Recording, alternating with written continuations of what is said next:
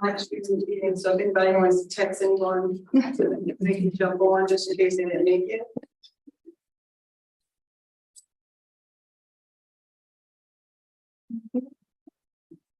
The view of the year. Got it. All right, good evening, everyone. Welcome to the Greenburgh Education and Wellness Committee meeting. First and foremost, we have to give a round of applause because we passed the bar.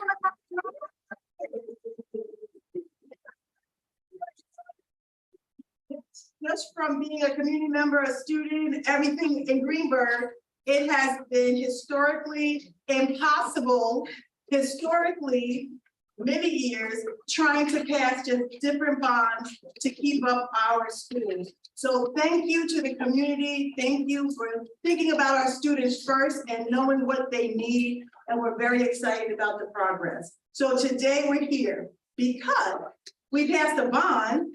And for what I'm hearing, we're going up in proficiency in our school district. So what does that mean? That means things are coming together for the students. And we're really excited about that. We have our assistant superintendent of curriculum instruction here. We have our superintendent here, and we're really excited. I see some employees around. So before we start, if everyone can just kind of like say who they are, and if you're a community member, parent, observer, just want to be here, that would be great. So we'll start with our superintendent. Yes. You can just say hi so people can hear you on the live stream. So thank you, Trustee Washington. Good evening, everyone. I'm Dr. Iverson, the superintendent of schools. I'm Hedra Lecky, parent for IB student. Loud, give me a live stream. Katie McGee, parent of a 9th grader. Yeah, Klaus Deutschler, also parent of the 8th and 12th grade. Chris Allen, trustee, parent of a junior. David Warner, Board of Education trustee. Jessica Muldoon, parent of a kindergarten and a 3rd grader. Denise Alamo, parent of twins, 6th grade at RJ Bailey. Pamela Davis, grandparent of an 8th grader and a set of twins, 4th grade RJ Bailey. Erin Jacobson, I'm a trustee and a parent of a 2nd grader and a 5th grader. We're gonna get right behind you and come right back up. Vice president of the PTA council and founder to one that was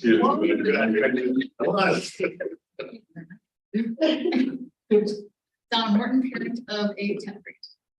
Karina Gabriel, parent of an 8th grader. Lisa Better-Lacast, parent of a 2nd grader. Nadia Almonte, I'm parent of a 2nd grader and an 8th grader. Shelley Greenslade, parent of an 8th grader and an 11th grader. Fred Rooney, I'm the district behavior analyst. Good evening, I'm Valerie Williams, reading teacher at Leah Jackson School in the library, IB coordinator and GTF union representative. Good evening, Nick Girusso, Director of Pupil Personnel Services. Oh, you can't see me, but Victoria Bolton, Technology Department, Greenburgh. So thank you, everyone. And my name is Kiana Washington, trustee of the Greenburgh Board of Education and chair of the Education and Wellness Committee. So we all know that data is very important. We know that it is not the whole child, but it does help the system to make sure we have some interventions in place, but also some enrichments in place, right? It's not always just about intervention and support, but it's also about how we can enrich our students. But we have to have data to drive our instruction. We have to have data to drive our strategic plans. So I'm going to get ready to turn it over to our data man, who is our assistant superintendent of curriculum and instruction. And let's just give a round of applause because it is not an easy job to be superintendent or assistant. So let's give them a round of applause for all.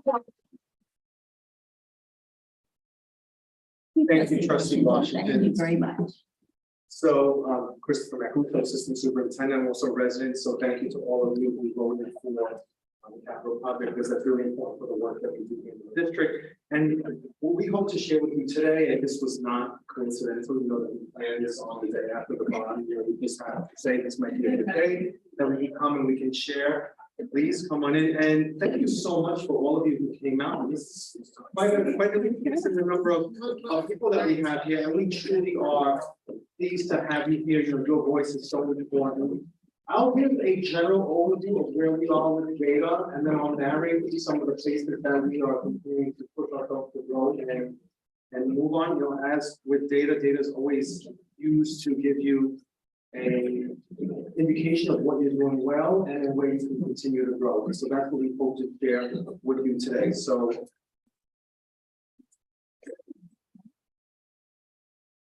if you could download it, probably in PowerPoint. So I can also, do it here and just do this, the show. Is that okay?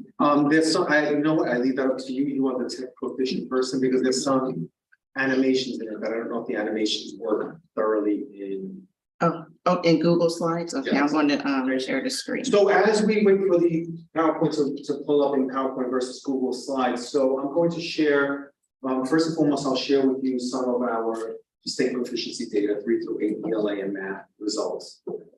Then I'll move into showing you what we are doing with iReady. You may be familiar with that. And so the reason why that's important is because we have been making a really conscious effort to look at the iReady data and show we've been looking at the iReady data as an indicator of where our students might be performing or how they might be performing on the different data sets. I'll then roll into some PSAT data, IB data, repeats data, and then we'll talk about where we are moving forward. Okay.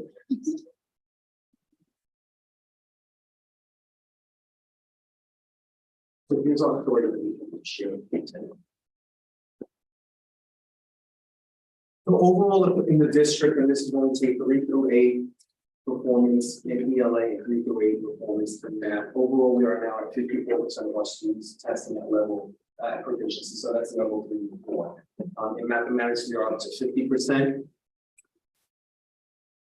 In comparison to last year, where we were at 35% for mathematics and 49% for ELA.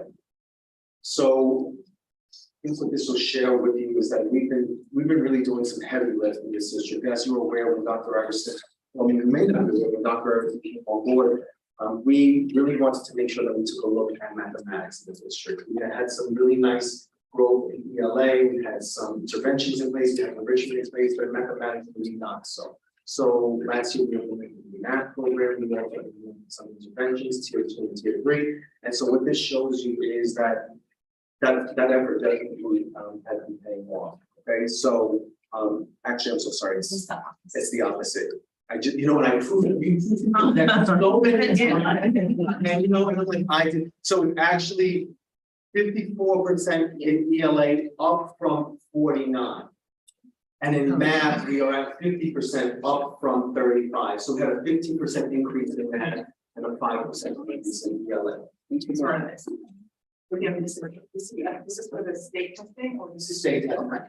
State testing aggregate 3 through 8 overall provision. Okay, so again, numbers are a little bit skewed up, but the 54 should be aligned with the 49, an increase of 5%, and math is an increase of 15 up from the 35. Okay, so not that this is something that we would put a lot of thought and attention to, but I did want to go ahead and give a perspective of how Greenburgh is performing in comparison to some of our other districts. Having worked in one of the big 5 districts in New York State, something that we typically do is we take a look at how we're performing in comparison to similar types of districts. So without giving their proficiency overall, you can see that with the exception of Ossing, which is a little bit to the north of us, one of our neighbors to the north, looking at our neighboring districts, we are actually exceeding where they are with their proficiency. So point of pride for us, and really recognizing some of the strengths of our instructional program. Okay, so here's how those numbers fare overall. So what I've done is I've shaded the level 3 and 4 for you in green. Typically, the state uses a yellow for 2. I've removed that for here because level 2 students are not yet proficient, but level 3 and 4 is considered proficient or exceeding proficiency. Can she move the green so we can see this column? I think you should drag it up, Victoria. Just drag it. No, the other one. Oh, this one. Oh, okay. That Sorry. one, just drag it up. Yeah, that's good. Yeah, sorry. You can put that on that. Okay. I'll just- so that- Progress to the next slide, please. Okay, so here's how that looks like overall.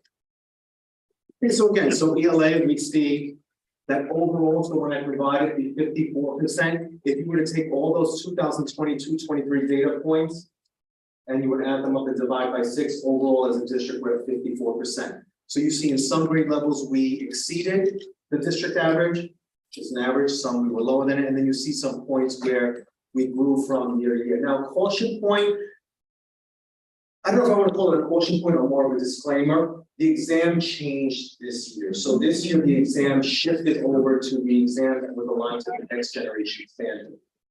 So can you technically compare A to Z, column, the first column to the second column? Technically, you just have to have that caution in mind because the standards did change from last year. So the standards didn't change, the tech alignment to those standards change. In some grade levels, the standards really did not change much. There was some little tweaking to it. In some grade levels, it was a little bit more.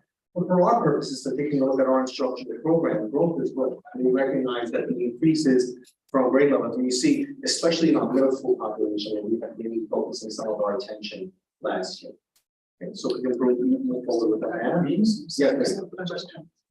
Go back one, please. There's only two grade levels being fine. If you would be doing that, is can you go backwards? Shift in testing, or there are other things that you can drive that regard? No, so in some grade, we're looking at certainly what is the instruction like, because we want to make sure we have uniform techniques across the district. So last year we implemented the strategy. This happens to be ELA data. So ELA was just continuing moving forward. We are looking at specific kinds of things. So what I'll talk about after we look at the site, but now it's an important piece to open up, is now we're looking at the item analysis. So what we are doing now at our PLC levels, which is also connected to the work that we do when there's a superintendent's conference saying the students are not in, is we're taking a look at those grade levels, and we have some nice reports that will show us where our students scored lower in specific standards. So whether it be inferencing, so on and so forth. I just sat in a PLC at Highview last week where we looked at there was some particular gaps with respect to students in the lower grades starting to recognize what a variable is. So we're taking a look at how to write questions that help students think about very simple kinds of things. If you look at a calendar and there's an X for next Tuesday, what does the X represent? Another area where we're looking at increasing some of the instructional tasks is measurement in geometry. That tends to be one that typically, for some reason, always seems to be lower than, but those are the pieces that we're looking at. Dr. Macaluso, I also wanted to make a point. Grade 3 throughout New York State is where you see a lot of increase in New York State. So that has also caused many superintendents to look at their grade 2 and 3. And one, we don't want to continue to blame the pandemic, but when we go back and look at where those babies were during it, we kind of understand. So the learning loss in grade 3 throughout New York State, not just Greenburgh. So it's just some information for everyone. And another point, the grade 3 is the first time those students are formally assessed. So they have not had any, this is the first grade that are taking the test, not an excuse, but a lot of those variables do contribute to that data.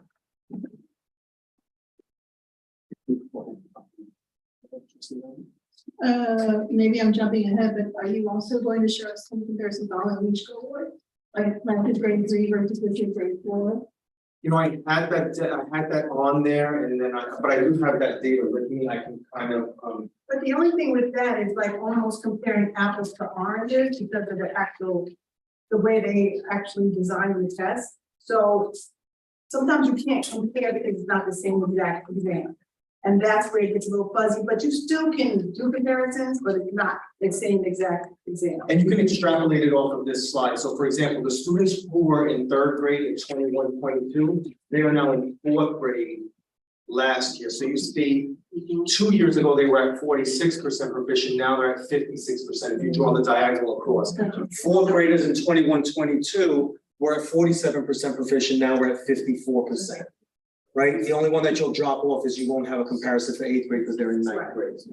The transition to middle school there for 6 months. Jacobson and there is one. Just a note from the people watching the stream, they can't hear you very well, so I don't know where the mic is, but if you could move closer or louder. I don't know what the answer is, but they are having trouble understanding. No. Is there anyone? Or try to pretend I'm doing a cafeteria today, no, thank you. Yeah. I'll try to speak louder.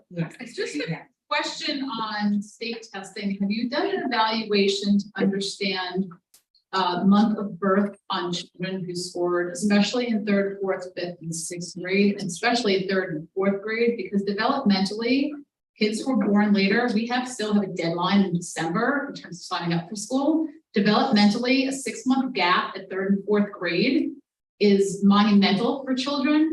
And so there's a very good chance that at third and fourth, you underperform in math and you could be grade level or higher at fifth and sixth.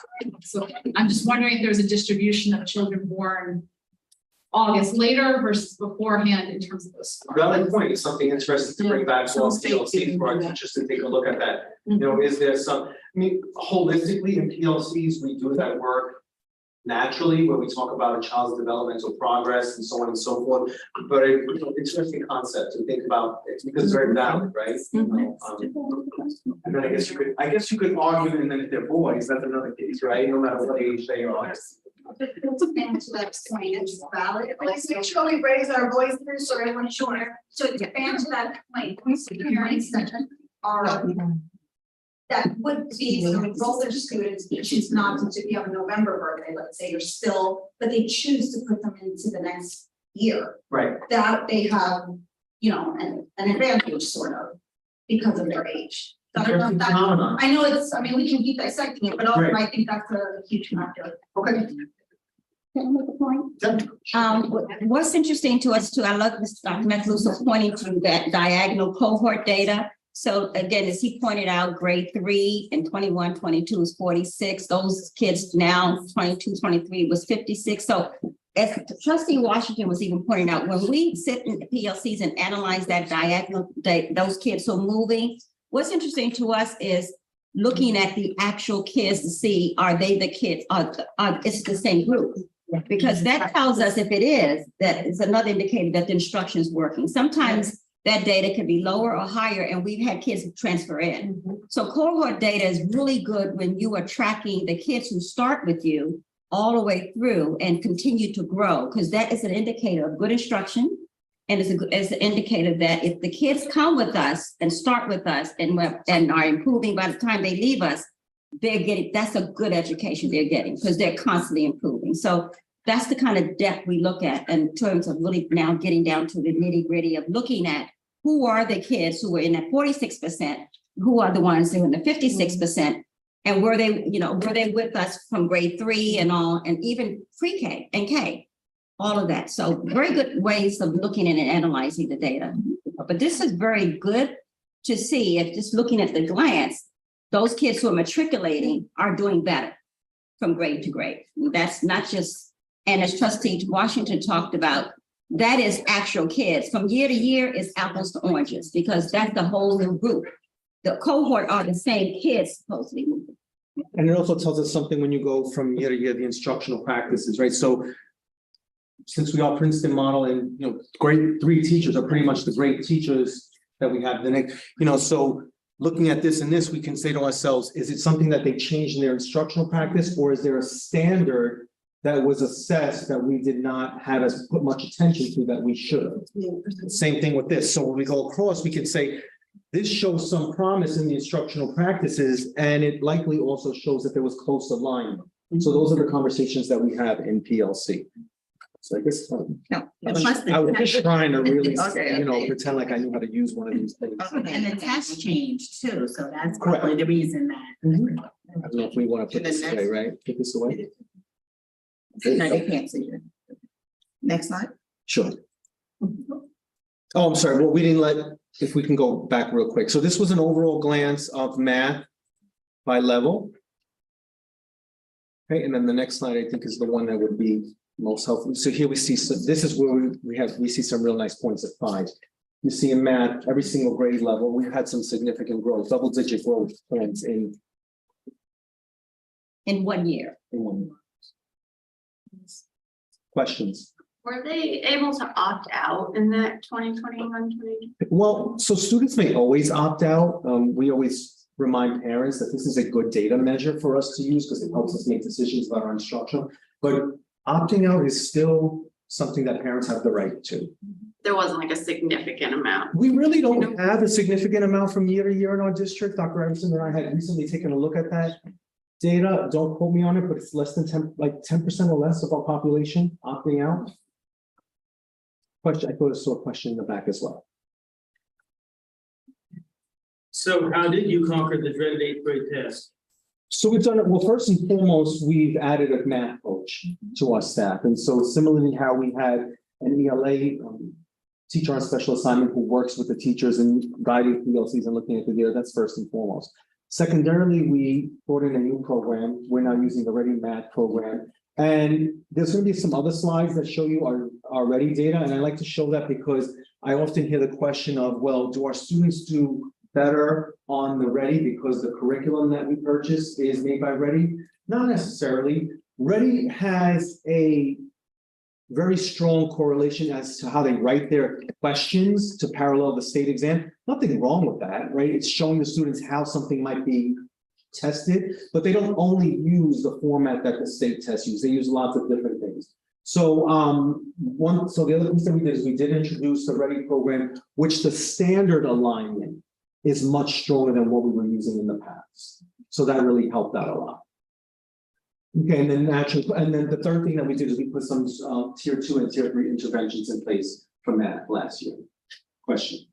So 8th grade, this is reflective of last year. Can you clarify the position of where we are, because we went from 8th grade math to algebra for all, back again, where are we? These are pure 8th grade math babies.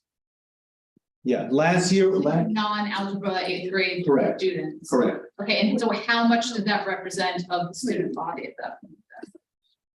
Because the counts, I don't That's think I gonna have- drop. I might have the counts on me. Grade 8 math. We may have had one section of algebra, I have the counts right here. 8th grade math, we had 66 students tested, so there was one section of algebra for all. We didn't do, there was one section of algebra, we did not do algebra for all. 66 students took pure 8th grade math, and then there was a cohort that took algebra in 8th grade. so that's only reflective of 8th grade. Correct. And is the Well, no, they take both exams. Right, thank you, because I thought, so that does include. That includes it includes. No, let me refine that because that would not be the case. If I have 66 students who took the test and they did not. They did not. Because we have roughly- Students did not, they only took region. We roughly have about 100 students per grade level. I have 9th grader. In my year, they took both. 8th grade math, they took. Then let me refine that. I can refine that, but what I'm saying is the actual report that I have here is that it's representative of 66 test takers. I can't imagine having 30 students opt out, but could it be a possibility? Yes. But right now, that is based on 66 students. So I'll take a look at that question. If that was inclusive of students who took algebra as well. Wondering projections for this year, if that. So that was the question. What's standard for all students shifts. Right. Other questions? That's, I guess, going back to my question. So when they take the algebra and they're taking the algebra regions, is it an option to take just the regions or the state exam? Or are they encouraged to take both? How does that work? So by state regulation, if you are taking a high school course as an 8th grader, you may be exempt from the alternative grade level exam. So for example, if a student was taking living environment in 8th grade, they would not need to take the science 8 exam. If a student was taking algebra, and we only have the 2 options. If a student was taking algebra in 8th grade, they would not have to take the math 8.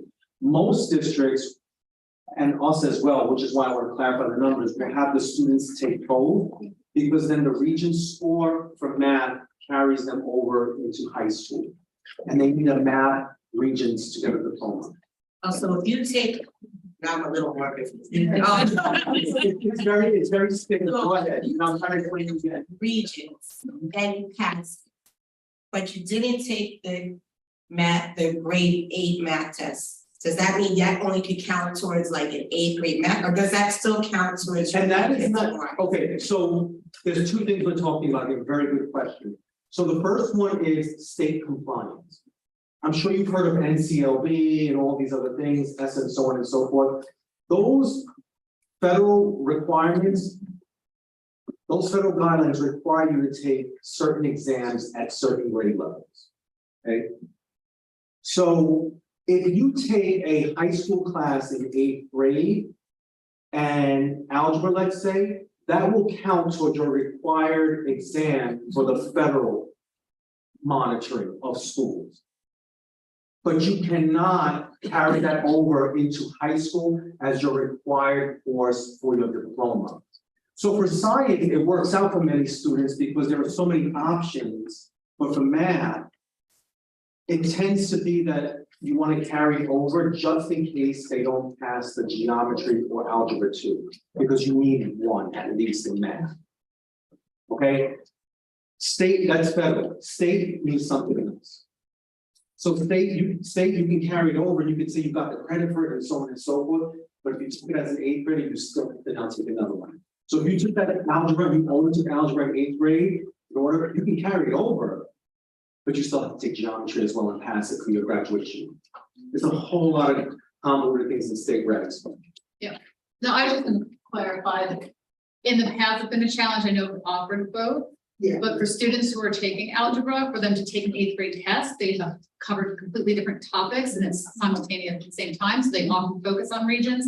And some of those students in previous years did not perform as well on the iReady because it wasn't the curriculum that they were focused on in the year. So that's why I was asking if that was based on total class or if that's students whose curriculum they did in the year aligned to the state test that they took, as opposed to students who were doing algebra not aligned to that state test curriculum. The only thing I can definitively give you was there was 66. I'll have to dig a little bit deeper to see if the match pairs, if they also took the algebra. Okay.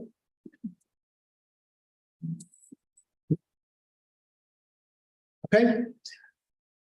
I don't want to go over this part too much, but this is just, not identifying. I'm just going to give a quick glance. This is kind of just a little bit more of a deeper dive into those slide decks that we had, the couple of slides I had shown you before with comparable districts. Yes. Before you move on, is it possible, because I know a lot of that data information that you just gave is available on the website under like the middle high school tab and you have to like dig through, but is it possible? Sorry, it's on it right now. To get it nicely kind of explained on the webpage, because I do think that parents, especially coming into middle high school, aren't fully sure how the classes work versus testing for regions versus testing for federal level and all of that. So I wonder if there's a way under a curriculum that could be there, not just under like the middle high school tab and because it is there, but it's like embedded in different places in the catalog. I'm not sure that parents would know and grab that info. So are you talking about the regulations for graduation? Right, because he talked about the graduation, but then you were also So like talking a about the one-pager. testing. Yeah, One something. pager for parents that are interested in knowing what you talk about. I haven't noted. Thank you. So this is just the raw data, not to spend too much time on it, but certainly you can see we're all the way over at the left. And some of those local districts, I'm kind of sterilized that and not identified which ones they are, but you can see that there are certainly pockets where, in fact, in almost many of the grade levels where we far exceed our local districts. So again, something to look at and something to recognize that even though we have similar demographics, we have similar different comparison things that we use in the education world to take a look at our local districts. And so that's how we fare with that in comparison with those districts in math. Okay, so here's actually our iReady data for reading/ELA. And so I did share the beginning of this year data way back last year in maybe our meeting at this time, or maybe the second one. And so this kind of shows you where we were at the end of the year. So grade K1, 2, we don't have a state assessment that we can compare it to. But what we're now doing is we're taking a look at where our results how our state results compare to the iReady results. So green for iReady would show what iReady projected. They projected that we would have 69% of our students at grade level in 3, and we were at a total of ELA. We were at 44%. So we have to take a look at that, and that's the work that we're doing in PLCs. Right? Same thing for grade 4, we had 52% proficient. And here we have, so in that grade level, we actually exceeded what their expectation was. They predicted that we would have 52% of our students proficient at the end of the year, and we had 56%. I would wonder, because the tests are different, like the state exam says a writing component. iReady doesn't really show the writing component. Right. So I would almost wonder how much of that is because of the writing piece. So that's Multiple choice. yeah, it's a very good valid point, and that's some of the things that we're working on as well with literacy coach and with the math coaches, how we embed some of those things. Because we are doing the writing revolution all the way up to 10th grade this year. We're training our teachers in 11th grade. So taking a look at that, we started to put a lot more open-ended responses, asking our teachers to work with students on that and look at how they're responding and explicitly teach how some of those responses would constitute a full credit response and not full credit. So yeah, there's a lot of work that we're writing as well. And you just spot on with that. Your open-ended things definitely are a place to zone in on. So Dr. Michaelis, I know we also, a trustee or two has mentioned about iReady and doing it with fidelity, X amount of minutes per week that students are supposed to be doing it. So it's possible that that data can be a little off if students aren't doing it that way. And I know, thank you, Trustee. I know that was a question at the last one. I went through my notes. I'll also bring that up either at the next meeting or put something up on the website because we've had, that was it. So looping back for our new guests who haven't been able to join us or watch.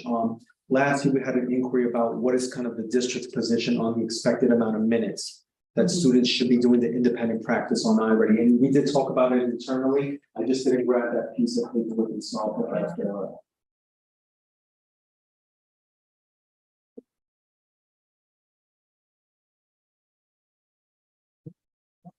Next, please. So I wanted to introduce this because this has become now a new point of focus for us this year. So last year, we were really focusing on making sure that we were doing iReady with fidelity, making sure testing conditions were as realistic as possible. So last year, we were focusing on the top, which is the typical growth. Typical growth is when you have a child enter into your classroom, let's say in 2nd grade, and they are performing at a 1st grade level. So iReady at the beginning of the year will project out where that child is expected to be at the end of the year. But the caution in that is that child could then have their whole 2nd grade career and finish 2nd grade at the beginning of 2nd grade because they've been catching up from being at 1st grade level, right? So technically speaking, they're still behind the finish line, right? So this is our data from last year with respect to students who met their typical growth. And so what we've said to ourselves that that's not good enough. We want to now start focusing on the bottom because we took a look at this data and we saw this is the percent of students who met their stretch growth. So this is saying that I came into you as a 2nd grader at a 1st grade level or beginning of 1st grade level. And this is where I need to get to so that by the end of 2nd grade, I'm either at the end of 2nd grade or even exceeding. iReady tells us that about 25 to 35% nationally of their students reach this growth. And so that's just a national, I had an article that I thought we might be back there. But out of their whole national sample of students who use iReady, typically only 25 to 30% of their students meet this stretch growth, which is getting them up to speed and then giving them a head start for the next year. So you can see, despite the fact that this is not good enough for us, we are still in all of our grade levels, we are still either meeting or exceeding the national expectation of about 25 to 30% of our students hitting that stretch growth. With some nice growth even at the lower levels, which is something that we want to see because that's where we're getting students where they're learning to read. Right? This next slide, please. Okay, so here we are for math. Again, a similar illustration. So here you look at math grade 3, just as an illustration. I already predicted that 48% of our students would be at proficiency. Our actual results were 38 plus 14 was 53. Right? So again, this is the level of triangulation that we're doing. We're also starting to do with the reading. We're starting to look at our BAS data. We'll also start looking at the writing revolution data. We're having some questions as faculty, like, how does that help us? How is it comparable? It's still something that we're thinking about. Trustee Washington. So, but down the bottom, that's grade 8. Grade 8, 37%, and we were actually at 46%. And that's the end of the year data. This was our end of year, yeah. All right, so then we'll get to see the BOY data another time to see how we. Right, I focused this session only on last year's things, right? But again, those are the conversations that we're now having to think about, okay, what's this tell us? How do we alter our path? How do we, continue with something that we've been doing? And then for iReady ends in 8th grade, correct? Correct, And now we have what is called MAP. correct, Data assessments, because those are 9th graders now. right. That are in that red tier 3. So the next step, I think, becomes the region scores, or it might be PSAT. I think I would want to have it in. Because I do want to talk about that, because we did see some areas where we wanted to continue growing in math. Okay, so I'll share this. Sorry. Go ahead. I was gonna say, don't move you from here yet. Sorry, so this, when you're looking at the stretch growth, you're measuring from, what's the time period you're measuring? Stretch growth is always BOY to EOY. So for 22-23, BOY 2020, September 2022 to May, June 2023. That's what that's measuring. Correct. Not, okay, got it.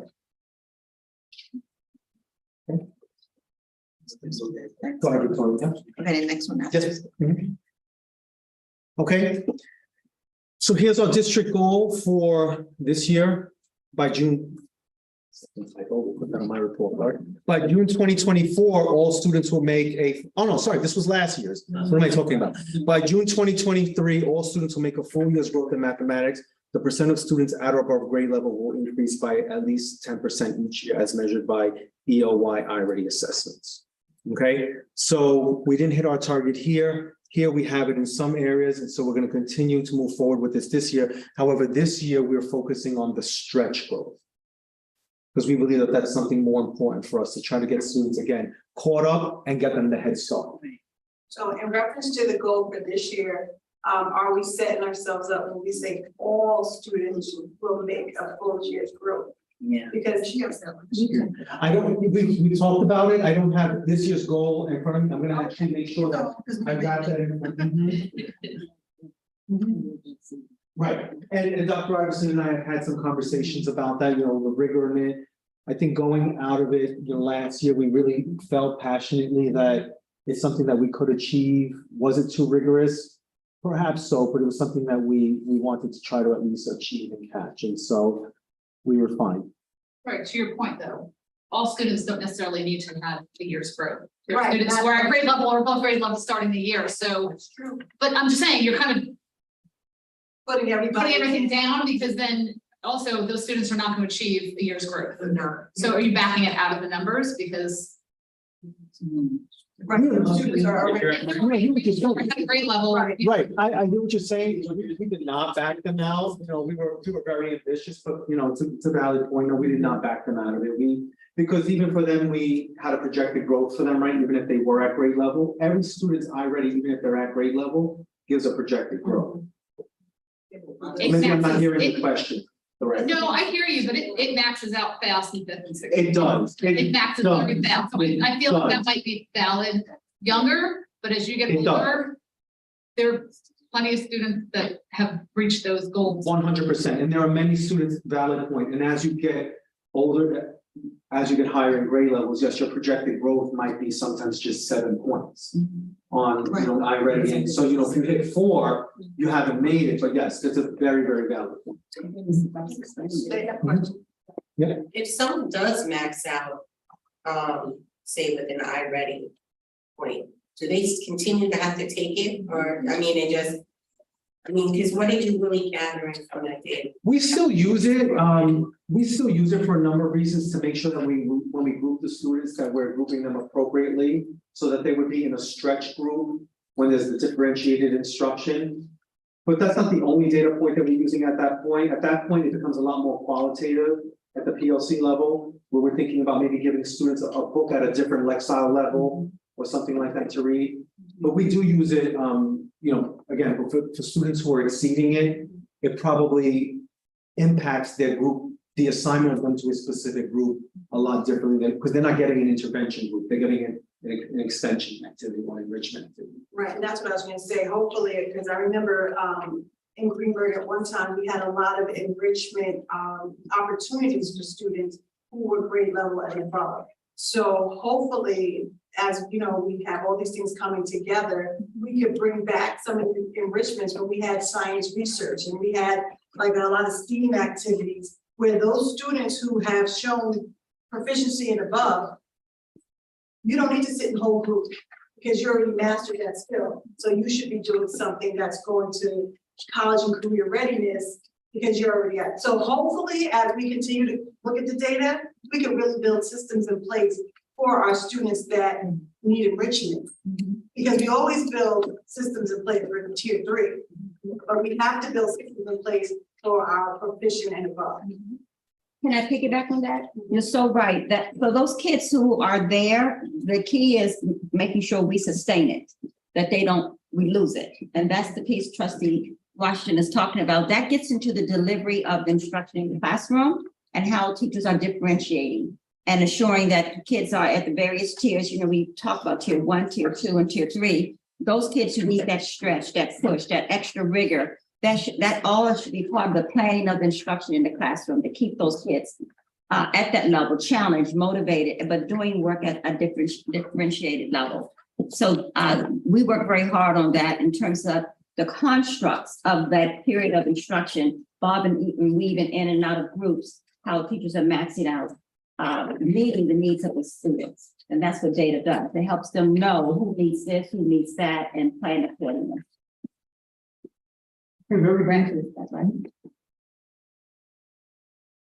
Very briefly, I was asked to share some information about SAT, ACT, and PSAT.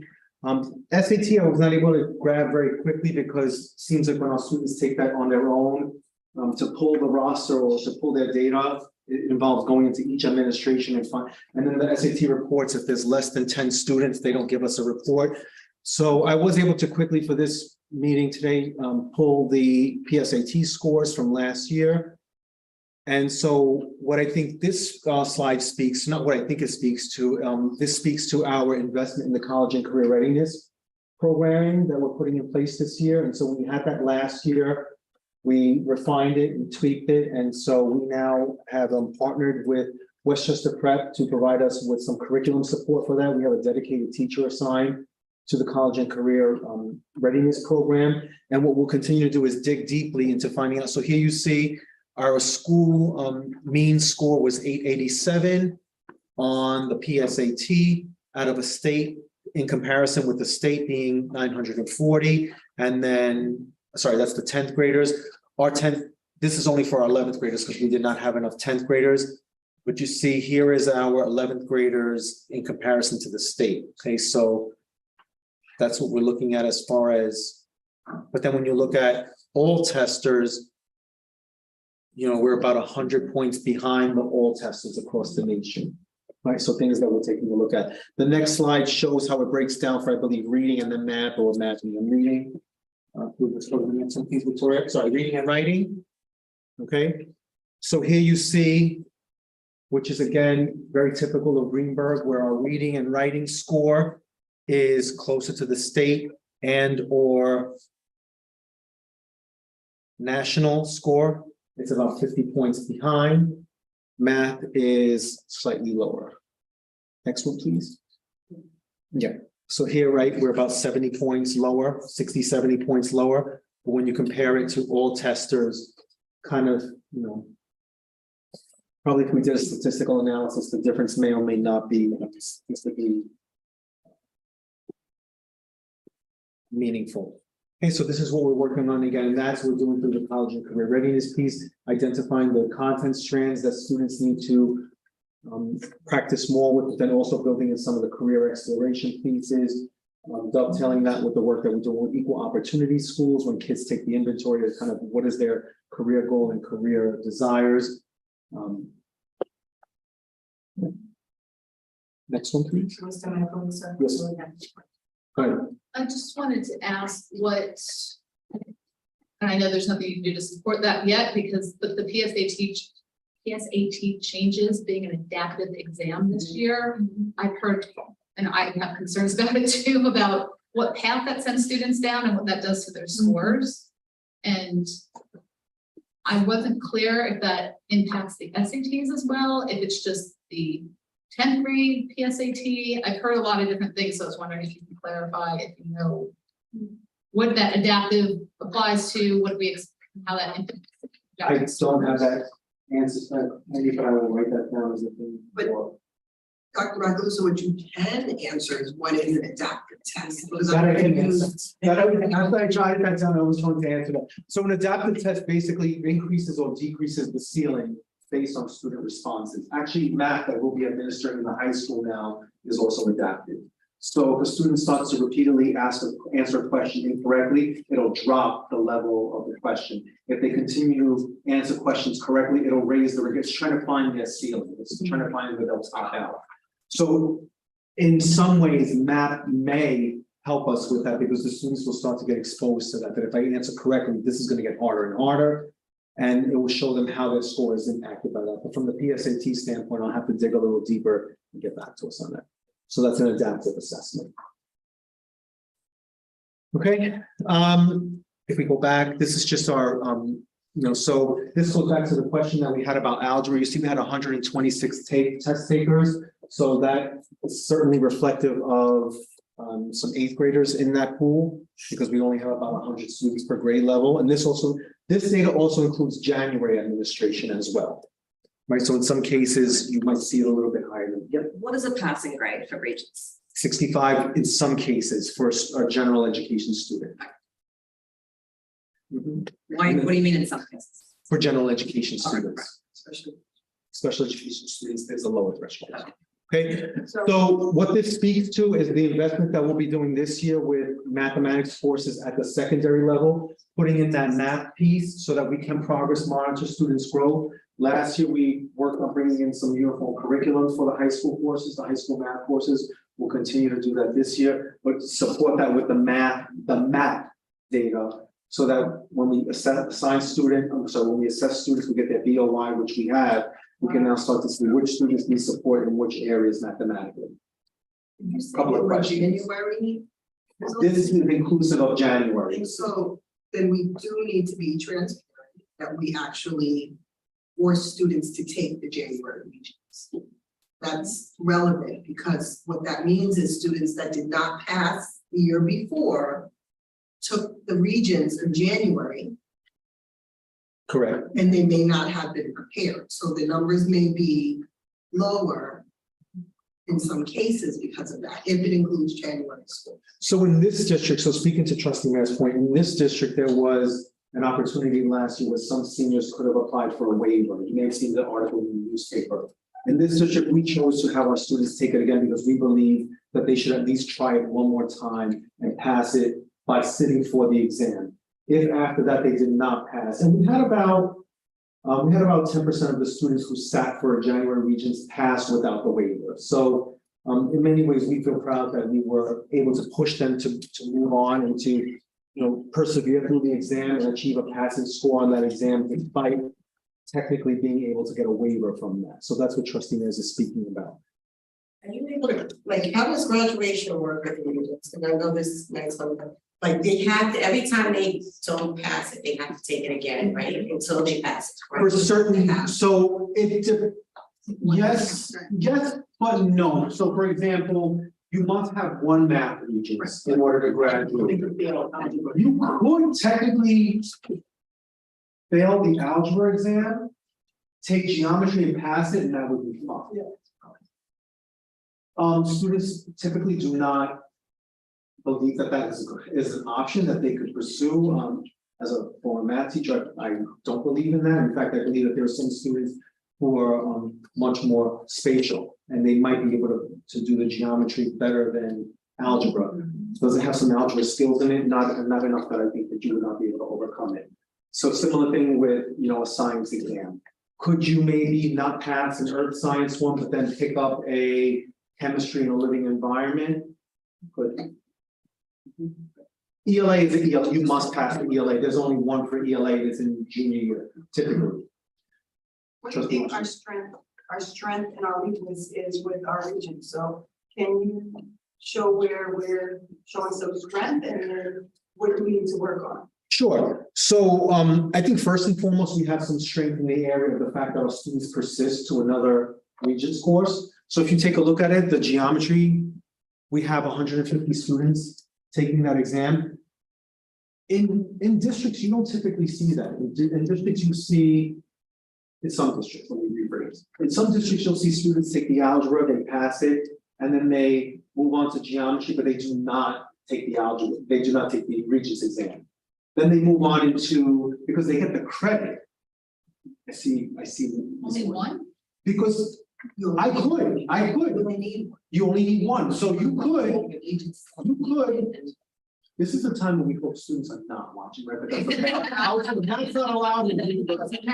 Technically say no, and we will tell them that they're taking it too. And somebody might want to, we feel proud about that. We will make them take it because they should. So you could technically sit for algebra, pass the course, pass the region. You get the credit, you get the regions. Then you could sit for geometry, pass the course, you get the credit. You don't need the regions. You already passed one. You could sit for algebra 2, pass the course, get the credit, and not take the regions. You'll still get the credit. Follow?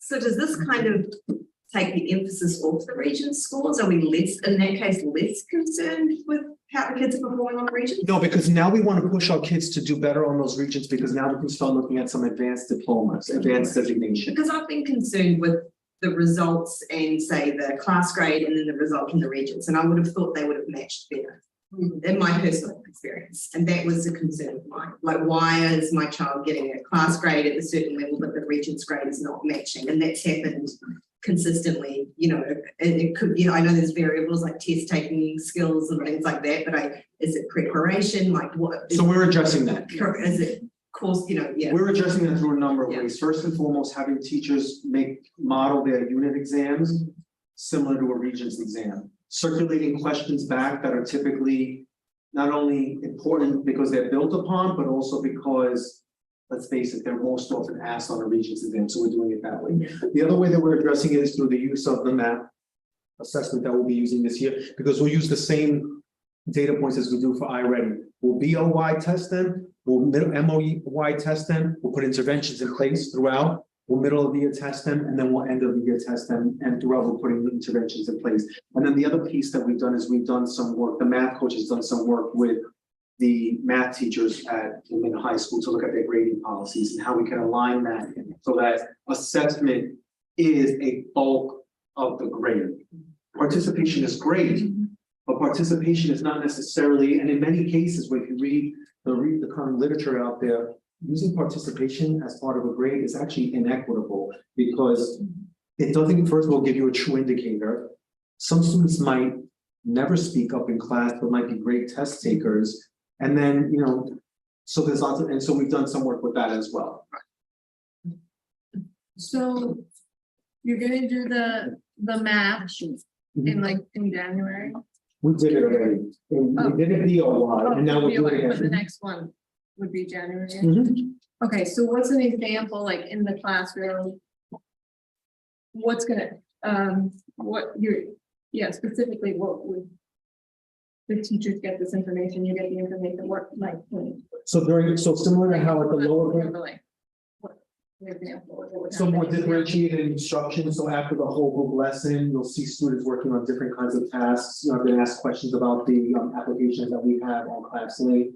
So maybe use of IXL where we might need to build some fluency skills or maybe some preliminary skills that lead up to something else. So that's what you should be seeing. We don't necessarily have a tier 2 intervention because as students get older and older, there's just, unfortunately, I mean, not that we can't create it, but we can't purchase something that's a research-based intervention because they just don't make it. So we're making our own intervention stuff right now. And is the math coach gonna be working with the She does, actively, actively. Also, just to respond a little bit to the screen slide, you know, the grade in the class is a year-long snapshot too.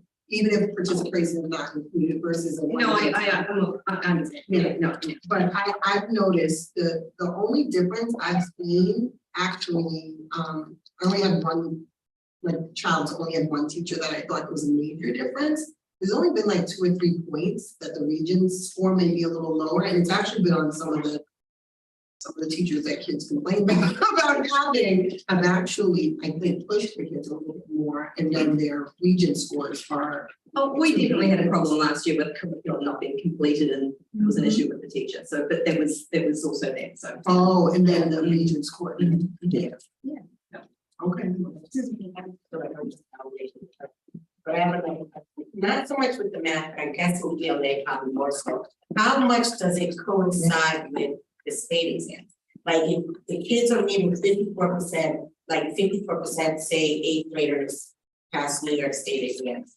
Have you had a chance to look at how that sort of fares when is the test somewhat similar? Like is Sort of pass New York State? I have so here it is. So as a district, we were. I mean, what did I say? We were 54% ELA proficient as a district, and in 8th grade, we were ELA. I mean,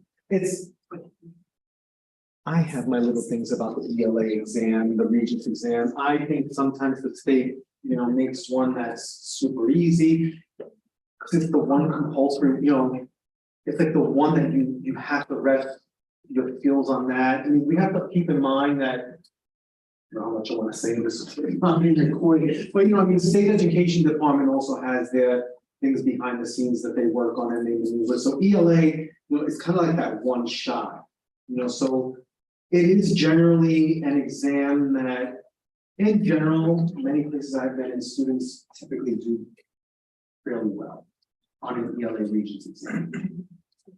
When did the students usually take ELA? 11. January or June? June. Oh, this is the class. Okay.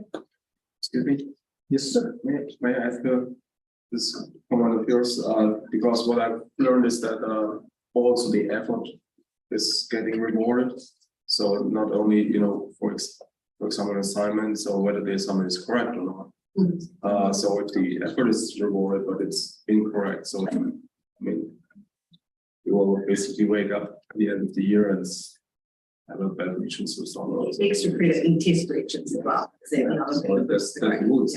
So we've had conversations about that as well, you know, meaningful homework with feedback, because if the homework is an exercise in which it's kind of like it's done, but it's not correct. And then that's another one of the pieces that feeds into equitable grading practices, because homework is supposed to be your chance to practice and tinker with what you learned and technically not being penalized for it because you're trying something that you just learned.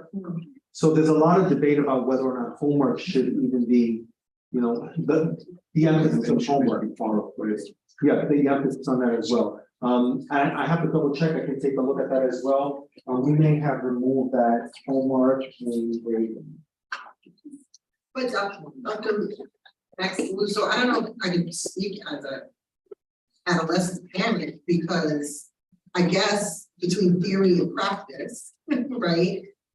It sounds nice for us adults to say, you know, you should be motivated by doing the work. That doesn't mean that a teenager, real 2023 teenager cares about that at that moment to do that work. So I do think that, but I'm, you know, not an educator. I do wonder how much it does help to at least give some sort of reward for doing the, we adults know that the little bit that you chip away at every day helps you to tinker with what you learned in class.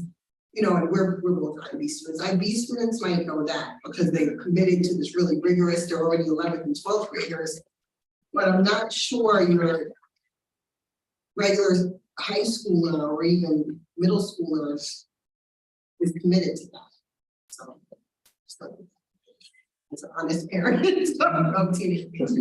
So, just in reference to historical data when it comes to high schools, a lot of the high schools really have to revamp the way they deliver instruction. And that's something that will have to happen at the district level, that will go to the instructional leader to monitor, because everything is changing. And high school teachers, they're used to what they do. They lecture, they give their homework, they give an assignment. Like, it's almost like a pre-college mentality.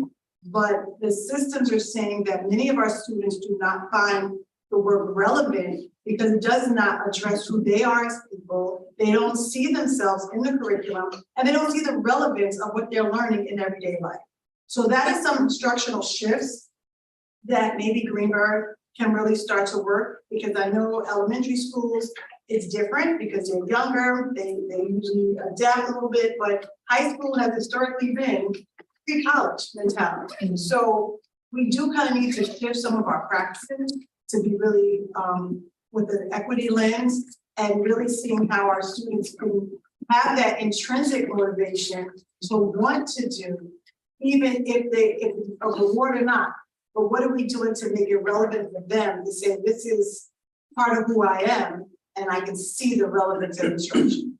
So that's just some, like a little snippet to say, as we grow as a district, how do we grow and shift the practices of our middle school and high school pedagogue to really meet the needs of the students in front of them.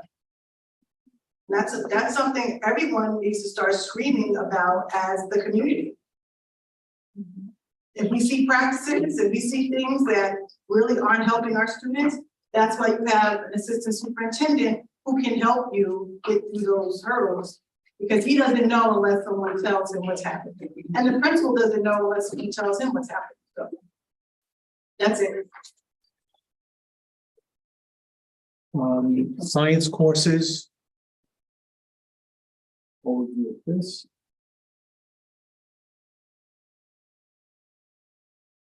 Physics. Wait, could you? Yeah, can you go back to the side? Go back to. Oh, there was. Yes, yeah. So we're sitting here doing math. So. So these are the bands we're looking at. Living environment is what, Grace? Living environment can be 8, it can be 9. Okay. You could take Earth and as a freshman, based environments. The science ones are all over. Okay. Yeah. Wait, you got earth science or? You're taking Right, but you could also be a 9th grader, take Earth science, and then be a 10th grader and take living.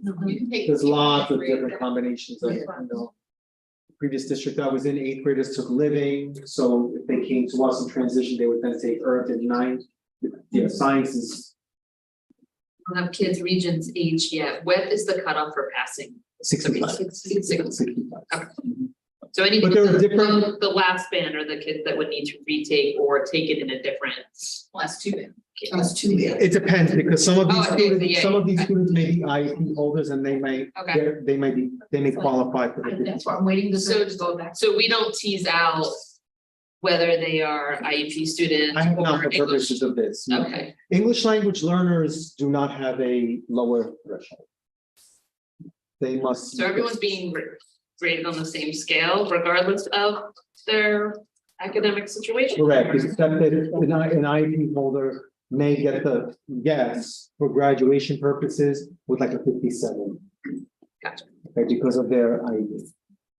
Okay, but then there's some other things, I didn't spend a lot of time discussing this because this is stuff that we're doing now, some conversations that we're having at the high school level with respect to, again, trying to focus on getting students into some of the higher bands, because then you start to get into Regents diploma with distinction, with honors and stuff like that. There's lots of different, that's actually in the course catalog for Woodland's Middle High. They have a nice chart that shows you, and then for us as a district, you start getting different points with your college and career readiness score based on IB, seal of civic readiness, seal of biliteracy, and then some of those higher scores.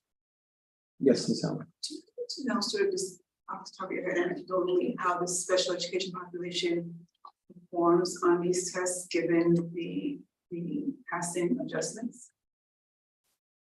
I think it's always dependent on the nature of the child's disabilities. For some of our population, they pass with a 65 or better. Some fall into the 55 to 64 range. And then there are some, just based on their needs, for which it's a little bit more of a difficulty. Just to add to that, would it be possible potentially in the next meeting to see this disaggregated by some of the subgroups? Especially if any of the subgroups that the district has been struggling with or closer to not meeting. And by race. Yeah. I had some of that stuff here, I didn't include it. We're gonna translate it too. So when you say disaggregate by the subgroups. Exactly what you said. Students with disabilities, yeah, English language what- learners, Black students, Latino students. Yeah. Yep. So to get to that of like, are we potentially having real strengths with our students with disabilities and their pass rates? Something to recognize. Right. Are we able to make sure that our English language learners are able to access the exams through all the resources available to them? And I had some of that, I didn't include it in the deck because of, just out of respect for the time, but there was some, there were some areas where our 3 through 8 performance, where our student groups, some of the student groups that are typically more marginalized actually perform at or above our all students rate, which was a point of pride for us. Do you have more than one teacher who teaches earth science? We do. You do, right? We do. 200. Yeah. Okay. The only one that we have a singleton for at this point is now physics and chemistry. It didn't look like many students take the physics and chemistry. No, yeah. Was it always available? Well, you have to keep in mind though, we also, no, it's something that I noted when I looked at the data. And it's kind of, and it doesn't parallel what you saw with math, because you don't have to take those upper level things. But I believe the algebra 2 scores were like, the count was like 50 something.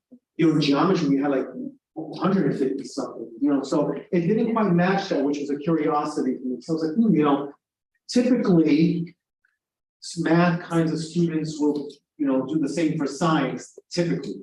I don't want to kind of put our humanities students out there who like science and might want to take more than one science. Can I just throw in some anecdotal facts? But So, for example, we've got IB in there, and you had last year, for example, some sophomores chose not to take chemistry because they knew they wanted to take it as an IB junior senior year. But you had some seniors who had done IB sciences and they hadn't gotten the opportunity to take physics. So seniors were taking physics. So a lot of that plays into the numbers you're seeing. And I was almost going to speak on it and chose not to, because I didn't have that. I didn't have those matched pairs in front of me. Who were the students who chose to take chemistry IB and not Regents chemistry? I mean, they would still qualify for the credit. This goes back to the question about, right? So they would still get credit for the high school science because IB chemistry could be considered, it's like a co-seating, and you could count it as regular chemistry, but they may not have taken the exam. They might have went straight for the IB exam. So do the kids taking chemistry IB this year as juniors, are they sitting the Regents chemistry? That's what I'm trying to get out here. They may or may not. They don't have to, especially if they meet the Regents requirements for the diploma. Let's say they've taken living and earth. Are they going to be told they can choose? I'll tell them no. I'll tell them no as long as everybody's Like for the region, I have straight out they are at the end of the year and they I'm trying to recall the chart in my head. I'm really trying to recall, I make these little algorithms for myself. I really make these algorithms for myself, like I know social studies you need 2, math you need 1, ELA you need 1, world language, whatever the checkpoint you need 1. Science, I think, is just the 2. I don't. It's just 2. It's just the 2. If they got the exemption in 8th grade because of the pandemic, does that count? That's 1. It does. Right. So imagine, I got that in 8. Yeah. I got that in earth science in 8. I went to 9th grade, I took biology, passed it. I have those 2. and I'm gonna take IB. When she's got, I think, physics as well, so they Right. were good. Right, so they could not take the Regents exam and still graduate with an IB diploma, and get it, you know, their college choices. I just wanted to remind you that our hard stop at 8 o'clock. That's right. Okay. Our hard stop at 8 Oh, I said o'clock. 8 o'clock. Uh-oh.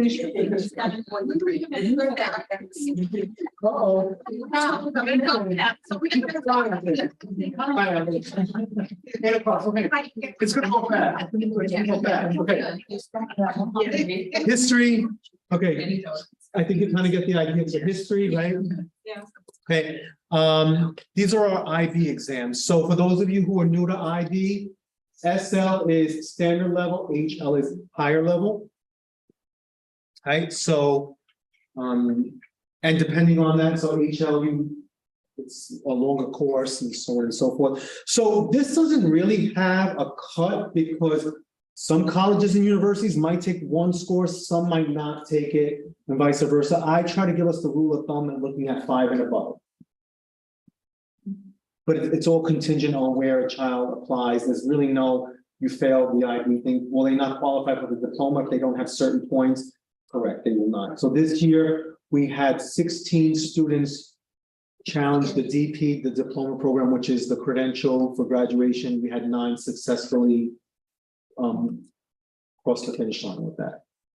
And that was up from last year where we had 3. I'm sorry, 4.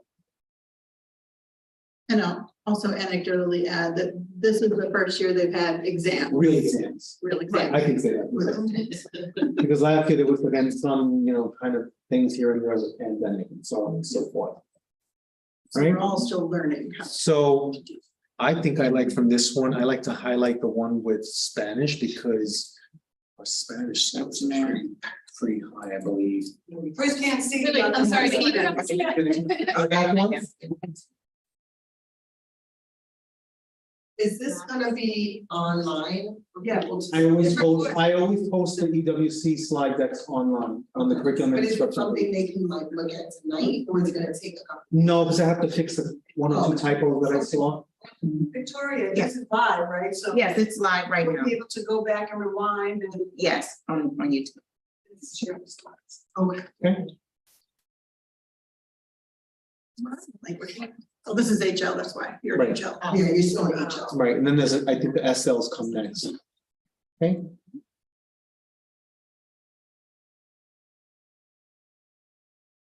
And you said the SLs are just not One year. as. it's a 1 year, it's just standard level. Oh. HL is, But it's not necessarily 1 year in real time. Sorry. Not in the school year. Like a Mandarin you're taking for 2 years, it's an SL, it's more standard level and, sorry, I'm sorry.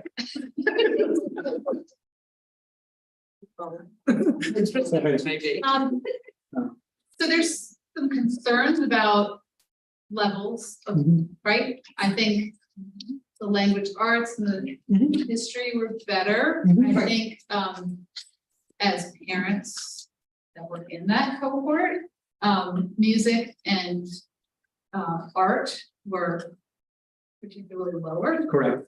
Threshold, and I just would like to know where we sit. I have not seen an IB diploma meeting out there yet, and I think there needs to be some.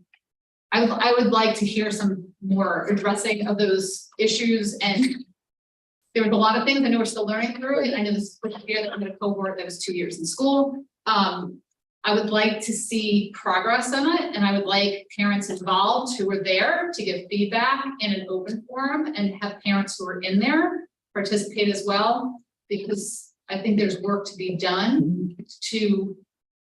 And I would also like to address the gap of going 9th, 10th into IB diploma, of where these gaps are if we want, because this is the global standard, and we should take that as a signal of where our kids stand in the global world. And it even goes deeper because we've started to have conversations, and I'm not sure if I mentioned in this space or another space, we're taking a look at the vertical alignment of it, right? And so how do we take a look at those content standards, for lack of a better description, and how do we push them all the way down? I mean, we are authorized programs all the way down to kindergarten, right? And so what's the level of instruction down even at the kindergarten level that contributes to student development at this level. And I just want to be clear that due to our equity work, we're having more students take at least one IB course. So what Ms. Morton is saying is not just for diploma program students. Correct. I don't want you, anyone is saying like it's not going to be right the 16 taking the, your kid may take 1 or 2 or 3 IB courses in the course of their high school, Right. Time. So They may not have all the requisite courses that will allow them to challenge the DP, but they've taken it. And I believe Dr. Iverson's opening of school newsletter surfaced the statistics of what percent of students took at least one IB course. And that number has increased since we've been working with the Equal Opportunity Schools, which is an equity initiative we have here, where we are encouraging more kids to get in and giving them the confidence that they can get in, go into these courses and sustain through the supports. So the whole initiative is providing supports for students to sustain that class and encourage them to go into these classes. And as an extension of that, and we'll get to this more, and that also requires us to have your support as well. So when, your child, I'm not speaking to any one particular person here, but just in general, when your child does choose to try an IB course and then it's the end of September and they're saying, oh, it's too hard and they want to get out of the course, we need your support and say, no, you're not. You're going to persist through it because, that's especially if it's something that they show interest in. An art and music IB course is something very doable. So, let's not allow them to scale down and get out of that.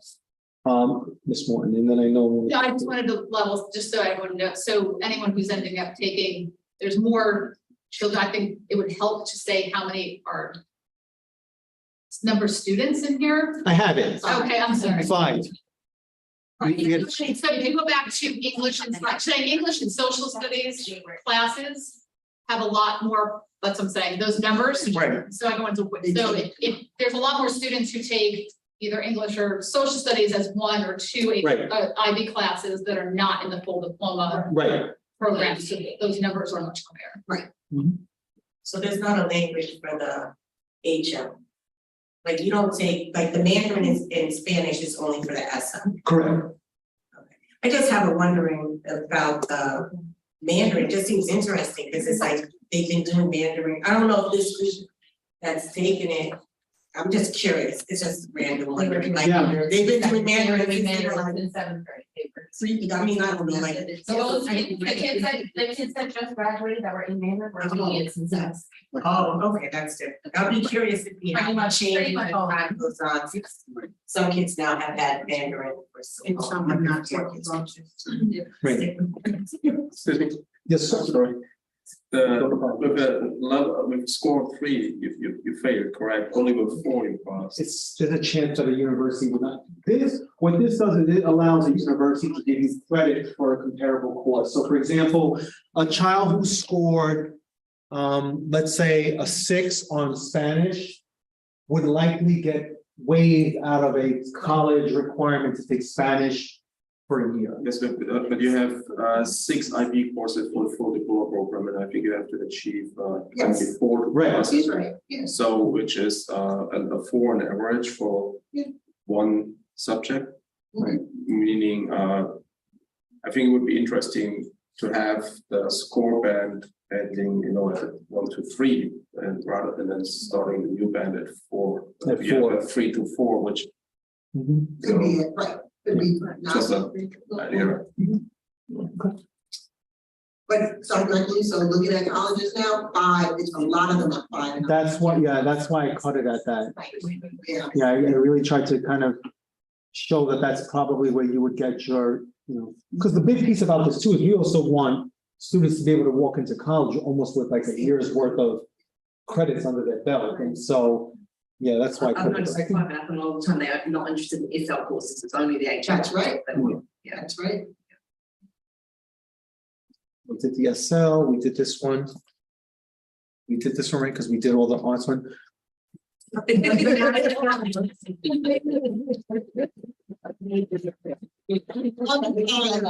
that's not about instruction, so we didn't have to cite that as a,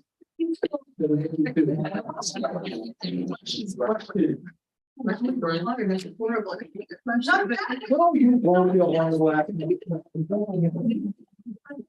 gap you mentioned, and I think what Ms. Morton was alluding to, I think the thing we've been mentioning for years now is feedback, stamina, and writing. It's a big jump for a lot of kids, especially from 8th to 11th, and we just need to kind of start that ramp We're sooner. working on it. I'm not gonna reveal the answer because you have to wait for Dr. Iverson's fall newsletter, You know, we just went to, I guess, another draft of it this afternoon, right before this, so we are addressing it. And then just something I've heard from a couple of parents last year, there's sometimes some confusion on if a student does have an IEP and they're taking various of these exams, sometimes I don't know what the outreach is to make sure the student knows where to go, because they might have a different location and that all of their with the 504 things, if they're getting what they need to You hear take that, the sir? test in the proper environment for them. So maybe we just need to tighten up some things there. Well, I'm a They little totally- confused by that statement. So when you're talking about a student with IEP, what do we mean? Need to let them know and then go. IEP for anything, so can you specify what you're talking about? Well, right now, I'm thinking right now that like in particular, is like there, someone was going to, at the high school level, take a test in a different room. Because they have Separate location. Right, additional time and other things they were needed, so it's just, they did not hear where they needed to go. Okay. Just, logistics, basically, logistics and support that were communicated ahead of time, so that we're not adding to the stress of the students on test day. Okay, thank you. So I'm asking on behalf of other people who had to leave. Are there any benchmarks for remedial help? Has there been an increase or decrease of remedial help? That, I can actually address that when we go over the BOY data from this year, because that would be our intervention grades. Okay. That would be taking a look at the red and yellows. And then I guess it's kind of a extension of that. What kind of support programs are there specifically for education, i.e. tutoring? As a school district, I always caution us in recommending tutoring services because we can never be certain of the quality of that on the other end. I will share with you that we are in the process of taking a look at after school programming for us that we can quality control. And so we hope to start that sooner, but we just have to back that up a little bit. So I would encourage whichever parents are asking that to please make sure if they believe that their children might benefit from that, but they speak to the principal, because I've asked the principals to start giving us the names. We're gonna do it the same way as we did last year, where we have about a cohort, I'm maxing out at about 15 students. And last year, I think we did some versions of like a Tuesday was ELA, a Thursday was math, and you might be invited for ELA on a Tuesday and not necessarily need some support in math. You may be invited for both, but if a parent has that concern, they should certainly speak to the principals, because lists, I think, were due to me on Monday. I can't say I had a chance to. Okay, that's good. And I know the library also is developing like online on-demand tutoring. I can't vouch for how they do, but I think it's for like people who need to be at home and can't go to a place, like that isn't in the moment thing, but I can look more into that. So let me just understand, are you saying academic intervention is now moving to after school instead of during the day? In Or that's addition going to the same way that we did it last year, it's more of like an intensive support. The after school, we did the same programming that we did last year. So is there, and I appreciate the academic intervention, but is there anything that's going to be happening for after school if a student or children don't need to have it? Is there any enrichment that's going to be happening in the after school program? We're in the process of having conversations about that, it's always a matter of balancing, staffing, and budget and things of this nature, but we have to have some conversations about that. Yeah, and there is the program at Highview that is being sponsored by the United Way. Yeah, I know that, but I'm just asking. In general. In general, because I mean, there's a lot of these. I promise. We don't have to promise. At all. As long as we get it in before you know. Yeah. Do we know how many students actually still take AP? Because I didn't realize he still take it, but I just. I can get that for the next, we've really been whittling that out because we're shifting more of our focus on the IB. Very, yes. I just wanted, we're not whittling out 9th and 10th grade AP opportunity. Okay. We are not. Next thing we know, I was posted somewhere. How did that lose us? No, I think it's helpful to, right, because we've shifted to an IB district and full through, right? We have, most school districts have IB courses or AP courses for the most part, but there's certain courses like European history and world history, where there's offered students in 9th and 10th grade where those are AP courses still. But once you get into taking 11th to 12th grade courses, for the most part, they're mostly IB courses. And you take the IB exam associated with that versus the AP exam, but they're both recognized in terms of college credits. They're just slightly different levels depending on the school, but IB has, you know, it's one of the two, and IB is getting more and more recognized just out there. I don't have it memorized, but global is one, but they're in our course catalog. We're going to go up with the AP level. Last question. I know trustee Washington has asked about this with at least 2 grades moving to online testing.